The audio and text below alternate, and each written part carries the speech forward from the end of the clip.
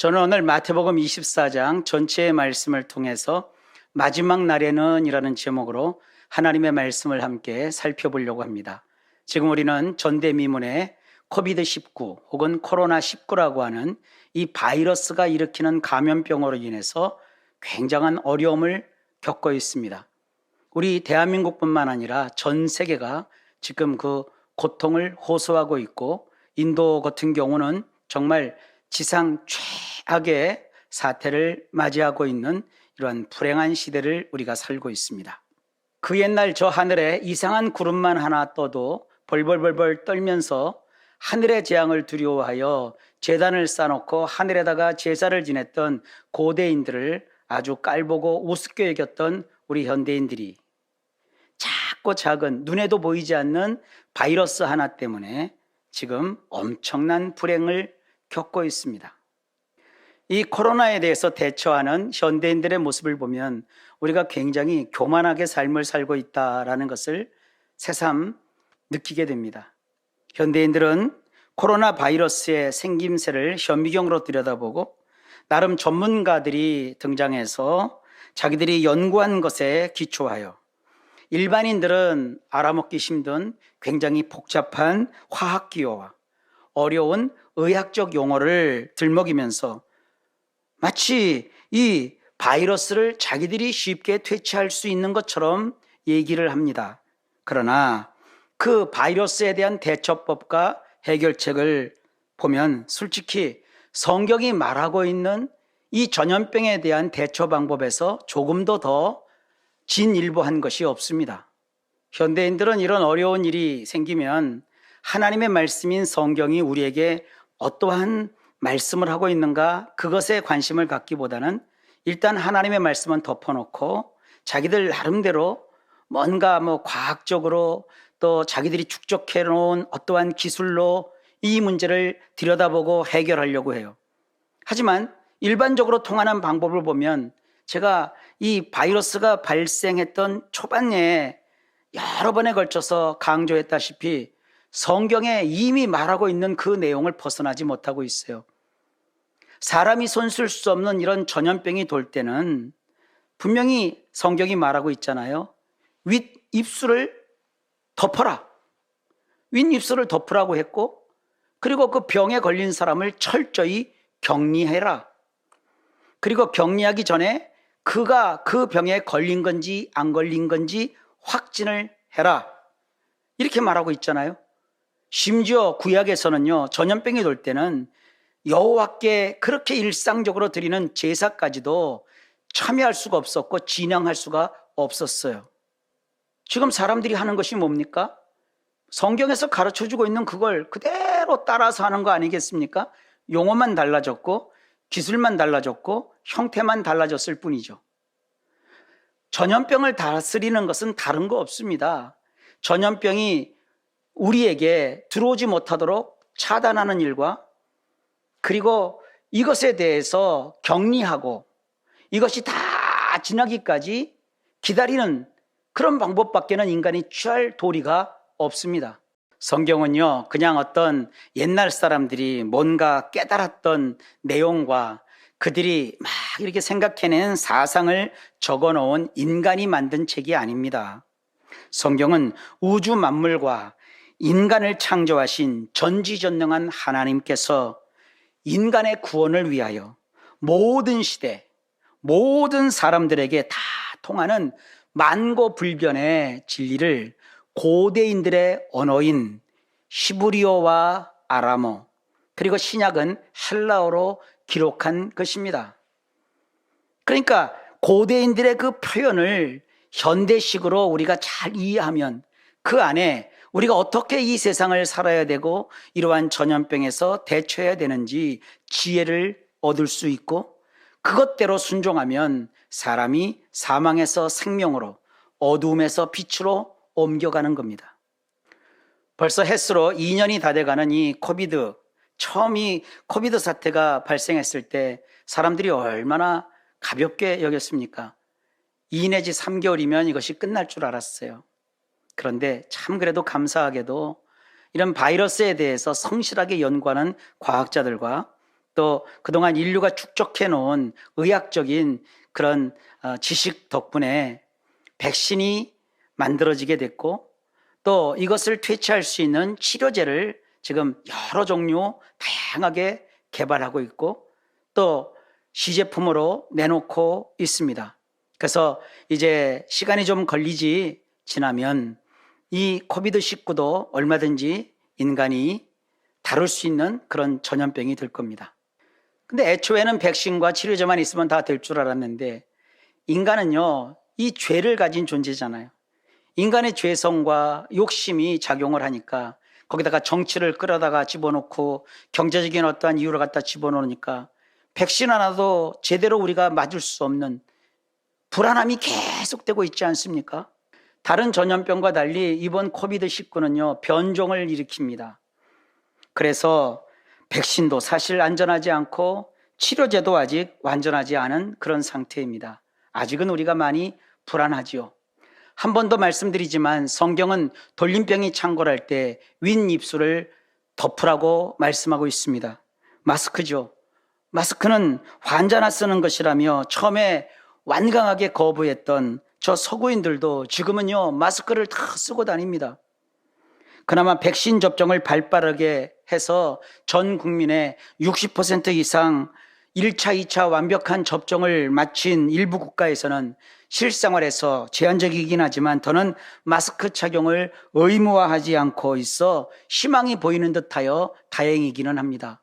하지만 세계 평균 백신 접종률이 4.7%에 비해서 우리나라는 지금 2.5%에 불과해요.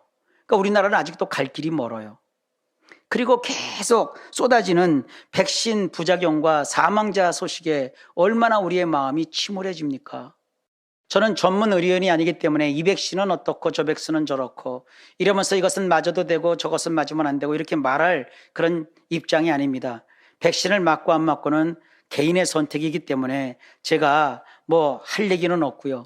다만 지금 국가가 나서서 전문 방역 인원을 동원해서 그들이 이제 생활 속에서 더는 마스크를 착용하지 않아도 안전합니다 할 때까지 우리가 할 수 있는 일은 뭐 있나요? 마스크 착용하고 손 씻고 격리하는 거죠. 저는 거기다가 이유를 하나 더 덧붙이면 성경이 전염병이 돌 때는 윗입술 이것을 덮으라고 했고, 그리고 개인 간의 거리를 유지하고 격리해야 된다고 말하고 있으니까 그대로 따를 뿐입니다. 우리는 전염병에서 안전해질 때까지 섣부르게 인간적인 생각으로, 심지어 우리 신앙인들이 더 위험해요. 어떠한 신앙적인 열심이나 경건을 앞세워가지고 섣부르게 행동할 수 있거든요. 우린 그렇게 하지 마십시오. 좀 더디고 늦더라도 안전하게 우리가 이 바이러스의 시대를 지나가는 것이 중요합니다. 이 지나는 동안에 우리가 마음껏 드리지 못했던 예배는 안전해지면 드리면 돼요. 우리가 겪고 있는 이 전염병 사태에 대해서 성경은 침묵하고 있지 않습니다. 오늘은 그 내용을 좀 함께 살펴보려고 합니다. 하루는 제자들이 조용히 예수님께 와서 이렇게 묻습니다. 주의 임하심과 세상 끝에는 무슨 징조가 있으리이까? 그래서 이 징조라는 말은요, 쉽게 말하면 신호등이라는 뜻이에요. 신호등은 어떤 역할을 합니까? 녹색 불이면 지나가는 것이고요, 빨간 불이면 멈춰 쓰라는 것이죠. 이처럼 주님의 임하심과 세상 끝에도 신호등이 있다는 거예요. 여기서 이 주의 임하심이라는 말은요, 재림이라는 뜻이에요. 임하심이라는 단어가 파루시아라고 하는데 이것은 주님이 다시 오시는 것을 뜻해요. 그리고 세상 끝이라고 했잖아요. 이 끝이라는 말은요, 인간 역사의 마지막 때를 가리키는 단어입니다. 그러니까 주님이 다시 오시는 주님의 재림, 그리고 인류의 역사의 끝이 되었다는 것을 알려주는 그 신호등이 무엇이냐는 거예요. 그러니까 우리가 사는 세상에 어떤 신호등이 켜지면 우리가 그 신호등을 보고서 주님의 재림이 이제 가까웠다, 세상 끝날이 임박했다, 이렇게 알 수 있게 된다, 그런 거예요. 이제 그런 것을 제자들이 예수님께 넌지시 물어보는 거죠. 이러한 제자들의 질문에 우리 주님께서 여러 가지를 말씀하십니다. 그 가운데 누가복음 21장 11절에 이렇게 되어 있어요. 곳곳에 큰 지진과 기근과 전염병이 있겠고 또 무서운 일과 하늘로부터 큰 징조들이 있으리라. 여기 보면 전염병이 등장해요. 그러니까요, 코비드19와 같은 이런 전염병은 세상이 거의 끝나고 있다는 신호등 중에 하나라는 거예요. 그런데 원문을 보면 이 전염병은요, 단수가 아니라 복수형으로 되어 있어요. 전염병이 한 개가 아니라 여러 가지라는 뜻이죠. 지금 우리가 겪고 있는 이 코비드19도 주님의 재림과 또 세상 끝이라는 것을 알려주는 여러 종류의 신호등 가운데 하나인 셈이죠. 그러니까 이 코비드19 때문에 인류가 끝나는가? 물론 그렇게 끝날 수도 있겠죠. 그런데 꼭 끝난다 이렇게 말하기보다는 이런 전염병이 이렇게 물질 문명이 발달한 현대의 과학기술이 있는 이러한 시대에도 창궐하게 되는 것은 주님이 다시 오시고 그리고 인간 세상이 계속되는 게 아니라 끝자락에 와 있다라는 것을 알게 해주는 신호이구나. 이렇게 우리가 깨달아야 되는 거예요. 여기에서요, 세상 끝이라고 하는 이 문장을 잘 이해하셔야 합니다. 세상이라고 번역한 이 단어는요, 아이온이라고 하는 헬라어이거든요. 이것은요, 과거, 현재, 미래 이렇게 흘러가는 인간의 역사 속에서 시간적으로는요, 시작에서부터 끝날 때까지의 어떠한 기간을 뜻하는 거고요. 공간적으로는요, 인간들의 삶이 이루어지고 있는 이 세계를 뜻하는 그런 단어예요. 이러한 시간적이고 공간적인 뜻을 가지고 있는 이 아이온이라는 이 단어, 이것을 우리는 이제 세상이라고 번역을 한 것뿐이고요. 이 세상의 끝을 신학적으로는요, 종말이라고 합니다. 신학적 종말이라는 것은요, 시간적으로 예수님께서 승천하신 다음 성령께서 이 땅에 오신 그 시점부터, 성령이 오신 그날 교회가 탄생했거든요. 그 시점부터 예수님이 다시 오시는 그 재림의 순간까지 그 전체의 기간을 세상 끝이라고 하는 거예요. 종말이라고 하는 거예요. 이 기간이 언제 끝날지 사람들이 많이 궁금해하는데 예수님께서 이렇게 친절하게 말씀해 주셨어요. 그것이 사도행전 1장 7절입니다. 이르시되 때와 시기는 아버지께서 자기의 권한에 두셨으니 너희가 알 바 아니요. 그러니까 언제 이 세상이 완전히 끝나게 될 것인지는 인간이 알 수 있는 것이 아니에요. 무슨 한동안 그랬잖아요. 환경이 오염돼서 끝난다. 밖에 있는 유성이 지구와 충돌해서 지구가 끝난다. 또 핵이 터져서 인류가 끝난다. 지금은 이 바이러스로 인해서 인간이 끝난다 이렇게 얘기하는데 그렇게 인간이 뭔가 예측할 수 있는 것이 아니라는 거예요. 이것부터 여러분 분명히 알아두셔야 돼요. 인류는 환경오염이나 핵의 폭발이나 혹은 이러한 전염병의 창궐로 인해서 망하지 않습니다. 그리고 이 종말이라는 것은요, 공간적으로 어느 특별한 장소에서만 맞이하는 게 아니에요.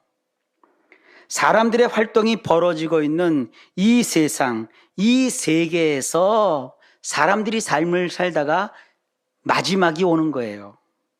그러니까 예수님의 재림을 특별히 맞이하기 위해서 무슨 종말을 대비하기 위해서 어느 특정한 산, 어떤 나라, 어떤 마을, 어떤 지역, 어떤 곳으로 우리가 이주해 갈 필요가 없는 거예요.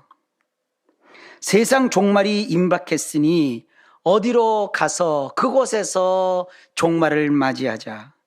이런 식으로 주장하는 것은요, 다 이단이고 사입이고 거짓이에요. 주님은 주께서 재림하시는 그날 우리가 있어야 될 공간에 대해서 이렇게 말하고 있어요. 예수님이 직접 하신 말씀입니다. 그때 두 사람이 밭에 있음에 한 사람은 데려가고 한 사람은 버려둠을 당할 것이요. 두 여자가 맷돌질을 하고 있는데 한 사람은 데려가고 한 사람은 버려둠을 당할 것이니라. 그러므로 깨어 있으라.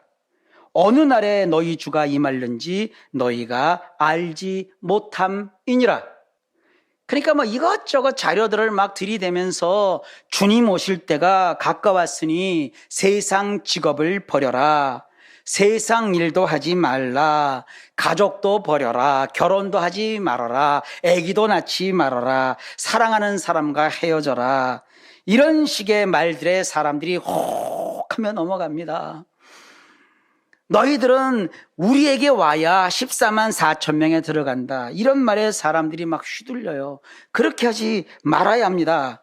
지금 내가 하고 있는 그 일, 내가 지금 거하고 있는 그 삶의 현장, 그 공간에서 예수님의 재림도 맞는 거고요. 이 세상의 종말도 맞이하는 거예요. 종말의 때에 대해서 성경은 주인이 올 때라고 말하면서 두 가지 분위기를 우리에게 알려주고 있습니다. 한 가지는 주인이 올 때 그 종이 이렇게 하는 것을 보면 그 종이 복이 있으리로다 그랬어요. 여기서 이 복이라는 말은요, 행복을 뜻하는 거거든요. 주인이 올 때 어떤 사람은 행복하다는 거예요. 주인이 오시는 것이 행복하다는 거예요. 주님이 재림하시는 것이 행복하고 세상 끝나는 것이 행복하다는 거예요. 두 번째 분위기는요, 생각하지 않은 날, 알지 못하는 시각에 그 종의 주인이 이르러 어미 때리고 외식하는 자가 받는 벌에 처하리니 거기서 슬피 울며 이를 갈리라. 첫 번째 분위기는 행복한 분위기죠. 두 번째 분위기는요, 슬피 울며 이를 간대요. 굉장히 불행하고 저주스러운 분위기죠. 그러니까 예수님이 다시 오신다는 거, 그리고 세상이 끝난다는 것이 어떤 사람에게는 이런 저주스러운 일, 아주 슬퍼하며 아주 울며 이를 갈 정도로 치가 떨리는 그러한 날이라는 거예요. 이런 두 가지 분위기가 성경에 기록되어 있어요. 두 가지 분위기 모두 성경은요, 그 날을 인간은 알지 못한대요. 그러니까 성경이 강조하는 것은요, 언제 주님이 다시 오실지 그날을 계산하고 있으라는 게 아니에요. 언제 지구의 종말이 올지 그날을 따져보라는 것이 아니에요. 오직 주님 오실 날을 대비해서 뭔가를 특별하게 색다른 준비를 해야 된다라고 성경은 말하고 있지 않습니다. 성경이 강조하는 바는 주님이 알지 못하는 그때 오신다. 그러니까 주님이 오시는 그날까지, 또 한편으로는 세상 종말이 오는 그날까지 너희는 그날 행복해질 수 있는, 그날을 행복해 할 수 있는 그런 삶을 살라는 거예요. 그렇다면 주님이 다시 오시는 그 재림의 날, 이 세상의 모든 인류의 역사가 끝나는 그 종말의 날, 행복하려면 우리는 어떻게 해야 합니까? 먼저 우리는 주님이 오시는 그날이 되면 이 세상에 어떤 일이 벌어질런지 우리 주 예수님께서 하신 말씀을 자세히 들여다볼 필요가 있어요. 우리 예수님의 말씀에 따르면 4절에 이르시기를 사람의 미혹을 받지 않도록 주의하라고 말씀하셨어요.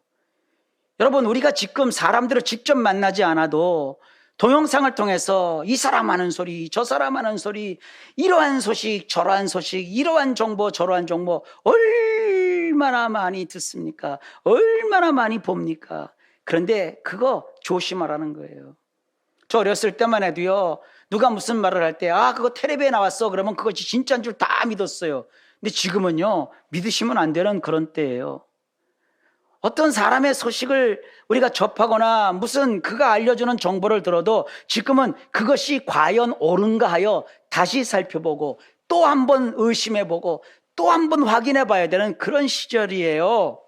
6절에 보면은요, 난리와 난리의 소문을 듣겠으나 너희는 삼가 두려워하지 말라라고 말씀하고 계세요. 여기서 이 말하는 이 난리는 전쟁을 뜻하고요. 그리고 난리의 소문이라는 것은요, 뉴스, 리포트를 뜻하는 단어예요. 근데 성경에 주님이 이렇게 말씀하고 있어요.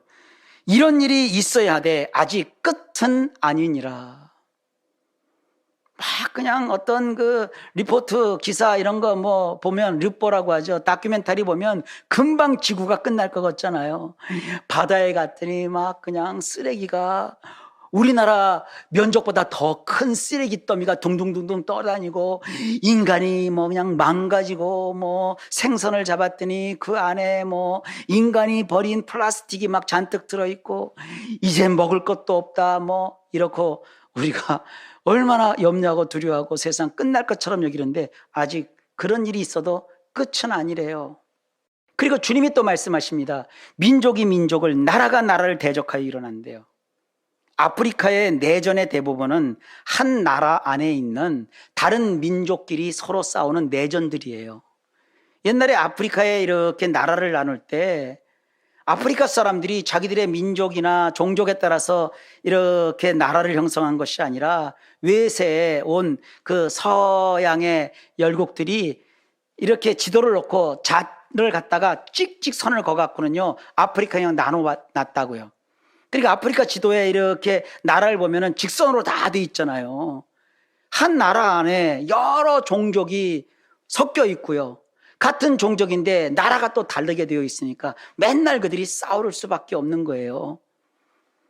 그것뿐입니까? 뭐 우리나라는 싸움이 없어요. 우리나라 지금 심각합니다. 지방색을 부추기죠. 정파 간에 싸우죠.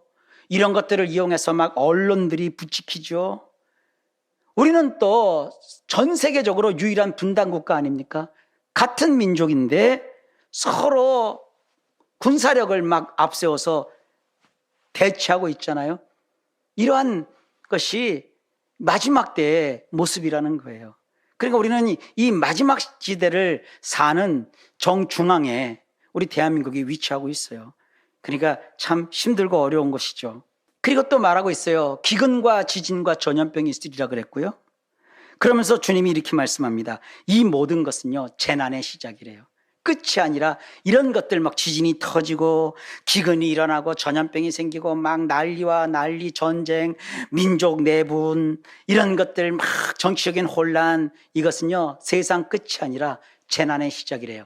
이 재난이라는 말은요 무슨 뜻이냐면, 여인이 아기를 낳을 때 하는 그 해산의 고통을 뜻하는 단어예요. 오디인이라고 하는 단어인데요, 우리가 지금 이것을 혹독하게 겪고 있지 않습니까? 코비드19예요. 우리가 전염병 전국에 있다는 것을 자꾸 까먹어요. 아이, 뭐 나는 괜찮아 이렇게 생각하는 분들이 점점 더 많아지고 속출하고 있습니다. 아닙니다. 백신 접종도 안 맞고 치료제도 완벽치 않은데 어디 안전한 데가 있어요? 정말 조심하셔야 돼요. 어제 내가 거기 갔는데 안 걸렸다고 오늘 또 가잖아요. 모르는 일이에요. 정말 조심하셔야 합니다. 이 마지막 때가 되면 어떤 일이 또 벌어지나요? 굉장히 많은데요, 이 시간에 다 설명하지 못합니다. 9절부터 12절의 말씀을 제가 한번 쭉 읽어볼게요. 그때 사람들이 너희를 환란에 넘겨주겠으며 너희를 죽이리니 너희가 내 이름 때문에 모든 민족에게 미움을 받으리라. 사람들이 서로 죽인대요. 그때 많은 사람이 실족하게 되어 서로 잡아주고 서로 미워하겠으며 거짓 선지자가 많이 일어나 많은 사람을 미혹하겠대요. 선지자는 종교 지도자예요. 우리 기독교뿐만 아니라 이 세상에 종교라고 이름하는 많은 자들이 얼마나 많은 불법을 지금 행하고 있습니까? 사람들을 미혹한대요. 여러분, 미혹에 빠지지 마세요. 이 마지막 때를 살아가는 사람은 다른 거 없습니다. 진리의 말씀을 붙잡아야 돼요. 우리 성도님들, 정말 이 마지막 시대에 바른 하나님의 말씀 제대로 들여다보시고요, 바른 말씀을 붙잡는 그런 성도가 꼭 되시기를 바랍니다. 12절에 보면 불법이 성함으로 많은 사람의 사랑이 식어진대요. 계속 세상 사람들이요 악해지고 악해집니다. 얼마나 이 세상이 험악해지고 있는지 몰라요. 그리고 13절에 보면 주님이 이렇게 말씀합니다. 그러나 끝까지 견디는 자는 구원을 얻으리라. 그래서 이 견딘다는 말은요, 기대했던 시간보다 더 초과하여 남아있는 상태를 뜻하는 거예요. 그러니까 우리가 생각하는 것만큼 어려움과 환란이 쉽게 끝나질 않아요. 그러니까 이 시대에는요 좀 길게 봐야 돼요. 예상한 것보다, 기대한 것보다 더 초과하여 남아있는 자라야 돼요. 지금 이것을 잘 해야 되는 그런 시점입니다. 이제 2년이 다 돼가니까 더는 못 참겠다. 마스크도 벗고 교회로 막 요즘 막 모여요.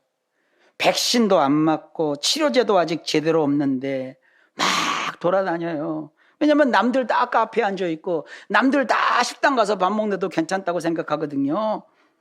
여러분, 그러다가 걸리면 어떻게 될 겁니까? 제가 무슨 불안감을 조장하고 성도님들에게 겁을 주려고 지금 이런 소리 하는 게 아닙니다. 정말 조심하고 또 조심하는 것은요, 생각보다 코비드가 오래 간다, 이 생각 가지시고요, 초과해서 남아있는 그런 상태로 우리가 조심하셔야 합니다. 주님께서 끝까지 견디는 자는 구원을 얻으리라 그러셨거든요. 여기서 나오는 이 구원은요, 예수 믿고 천국 간다 할 때 그런 구원이 아니에요. 생존한다, 살아남는다, 이런 뜻이거든요.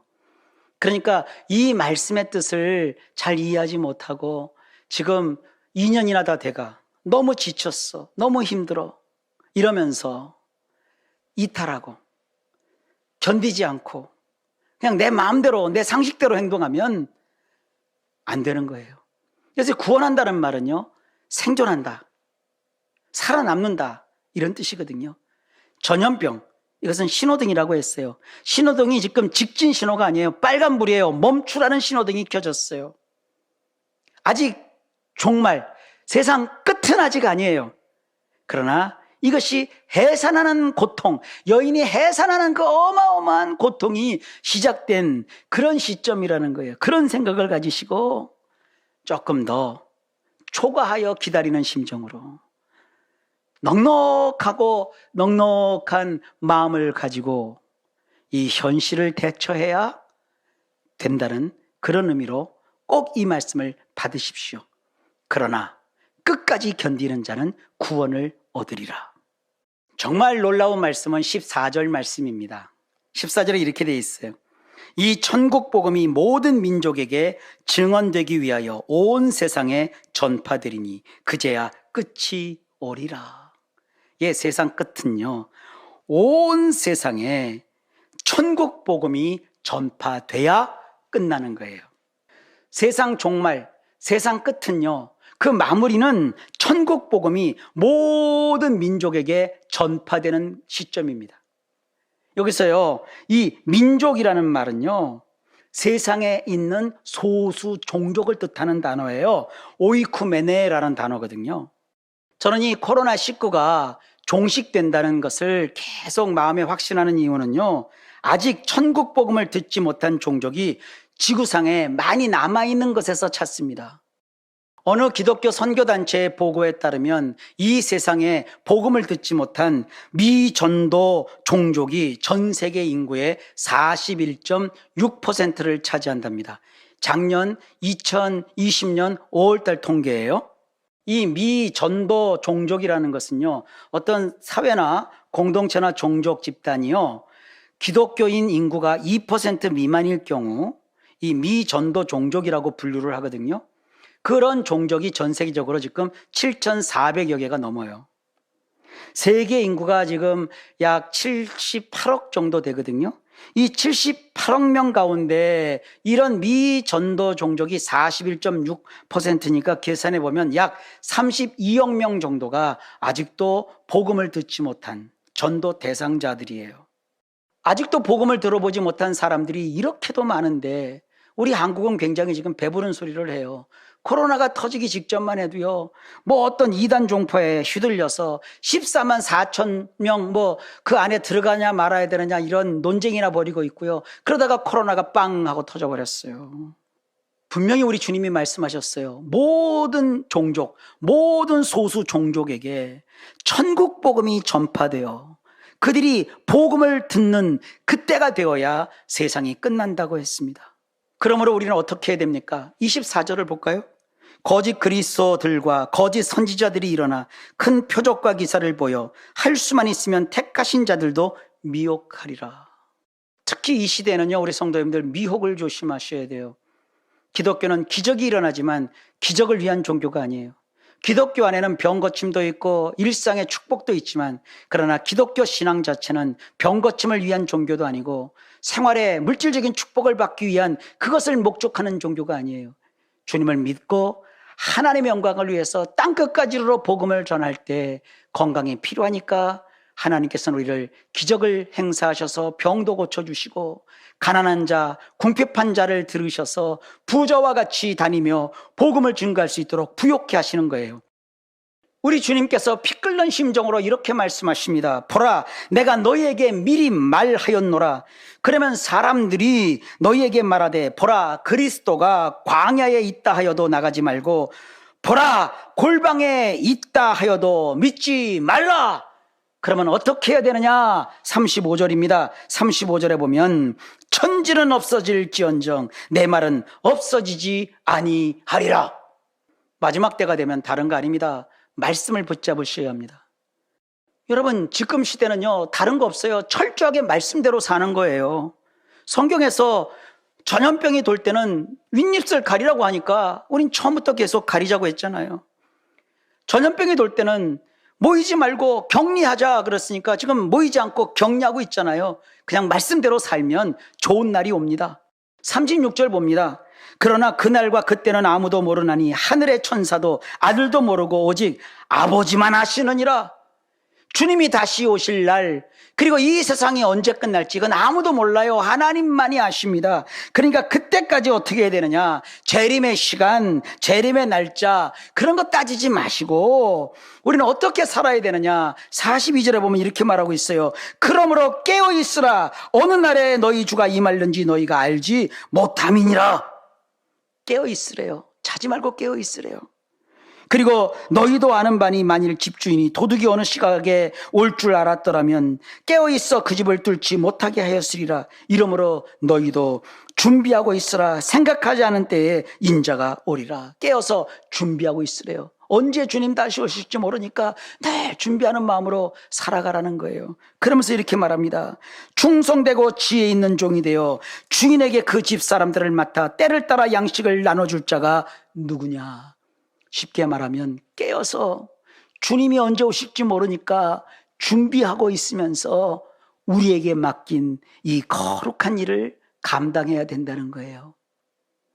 주님이 분명히 말씀하고 있잖아요. 너희 집사람들을 맡으라. 집사람들을 맡으라. 여러분들 지금 이런 때는요, 뭐 어디 가서 사회 선교하고 이 난리통에 소위 마스크를 나눠주면서 예수 믿으라고, 여러분 그렇게 안 해도 돼요. 지금은요, 어떻게 해야 되느냐? 집사람들을 맡으세요. 남편은 아내를, 아내는 남편을, 부모는 자식을, 자식은 부모를 서로 맡아서 어떻게 해요? 때를 따라 양식을 나눠주는 거. 때를 따라 먹고는 살아야 되잖아요. 그런데 우리에게는 먹을 것이 육체의 양식만 있는 게 아니잖아요. 신앙적인 양식, 하나님의 말씀. 여러분, 우리 성도님들은 말씀이 참 풍성한 그런 신앙생활 하고 있지 않습니까? 계속 하나님 말씀을 사모하십시오. 우리 교회 홈페이지만 들어와도요, 설교가 한 650편, 한 700편 들어있어요. 또 듣고, 반복해서 듣고, 들으면서 또 그것을 듣고 자녀들에게 그 말씀에 교훈을 하면서 서로 이 어려울 때에 집사람들을 맡아 양식을 나눠주라고 그랬어요. 양식 나눠주는 게 힘든가요? 요리해서 주는 것처럼 계속 말씀으로 권면하고 말씀으로 함께 살고, 그것도 어려우면 제가 주일마다 2주간에는 이렇게 생활하십시오 하고 말씀을 드리잖아요. 그렇게 서로 사랑하고 돌아보면서 지내는 거예요. 그러면 되는 거예요. 그러면서 48절에 주님이 이렇게 말합니다. 만일 그 악한 종이 마음에 생각하기를 주인이 더디 오리라 하여 동료들을 때리며 술 친구들과 더불어 먹고 마시게 되면 생각지 않은 날 알지 못하는 시각에 그 종의 주인이 이르러 엄히 때리고 외식하는 자가 받는 벌에 처하리니 거기서 슬피 울며 이를 갈리라 그랬어요. 이것은요, 쉽게 말하면요, 그냥 예수 믿는 사람답게 잘 선하게 착하게 바르게 살아라, 이런 뜻이에요. 어렵고 힘든 시절 우리가 지금 보내고 있습니다.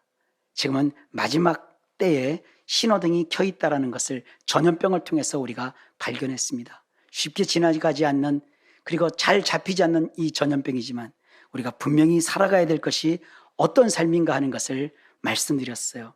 오늘 다른 말씀 다 기억하지 못해도 이 말씀은 꼭 기억하십시오. 주인이 올 때 우리는 자기 집사람들을 맡아 때를 따라 양식을 나눠줄 자가 누구냐 그러셨으니까 여러분 가족을 맡으세요. 지금은 뭐 이웃집에 찾아가는 것도 그거 신뢰입니다. 이 어려운 때 모여서 뭘 하는 것이 아니라 지금 때는요 서로 가족을 돌보는 거예요. 함께 있는 사람들에게 세상적인 먹거리뿐만 아니라 영적인 하나님의 양식을 잘 맡아서 공급하십시오. 우리 교회 홈페이지에 올라와 있는 설교를 많이 사용하실 수 있기를 바랍니다. 그리고 또 제가 극동방송에서 벌써 금년 들어서 5개월째 하고 있는데 예담기도 굉장히 설교가 많더라고요. 한 17편 정도 되는 것 같아요. 그 영상도 같이 보면서 우리가 계속 예수님 닮아가는 그러한 삶도 좀 살아가시고요. 지금 그렇게 관리하면서 이 시절을 지내시기 바랍니다. 언제 주님 다시 오실지 모르고 이 세상이 언제 끝날지 우리는 모릅니다. 분명한 것은 아직 천국 복음을 듣지 못한 사람이 전 세계 인구의 절반이 되니까 끝은 아닙니다. 그 끝이 아닌 이때 이 코로나는 끝난다는 것을 분명히 아시고 성급히 밖에 함부로 나서는 것이 아니라 끝까지 참아 견디면서 생존하는 가운데 우리가 저 먼 미래에 땅끝까지로 복음을 증언할 수 있는 그런 기회를 하나님이 주실 것임을 마음에 믿고 현실 속에서 안전하게 잘 지내시기를 예수님의 이름으로 당부하고 축복하고 부탁합니다. 여러분을 사랑합니다. 기도합니다. 하나님 아버지, 마지막 때 이 전염병이라는 신호등을 보고 세상 끝날 때가 됐구나, 주님 오실 때가 멀지 않았구나 느끼면서 우리가 조심하여 끝까지 견디어 생존하는 이런 좋은 성도들 다 되게 하옵소서.